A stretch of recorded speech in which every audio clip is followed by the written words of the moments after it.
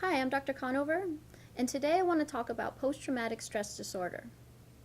In wake of Japan's tragedy, where they experienced that 9.0 earthquake, tsunami, and now radiation exposure, hundreds of thousands of people there are suffering from a loss of their home, their family, their friends, their belongings, and they've been displaced. One disorder that comes up in a wake of tragedy is PTSD. PTSD comes about when an individual is exposed to a traumatic event and they experience extreme fear or helplessness. Some of the symptoms associated with PTSD include being in a dissociative state, meaning they're walking through life kind of in this dreamlike, disconnected sense, where you don't get a chance to feel anything. This is your brain's ability to try to cope with the situation when it's too extreme to handle. When things kind of settle down, some of the more tragic symptoms set in, where you get a hyperarousal or a startle response.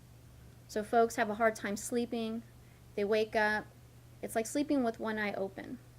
Those of you who have suffered car accidents know that when cars get too close to you on the freeway, you jump, your heart rate races, you start sweating, you may tremble. That's a hyperarousal response. There's also avoidance that comes into play, so most people will start avoiding people, places, and things that remind them of the initial tragedy. So for example, for our soldiers who've been in the Middle East, when they come back, hearing a baby screaming or a mother yelling and crying will cause them to experience those traumatic events once again.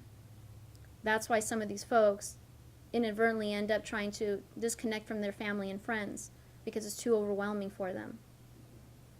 They also have a re-experiencing of some of these events through their dreams, through flashbacks, smells, anything that reminds them of the situation. They feel like they're back in the same situation and place.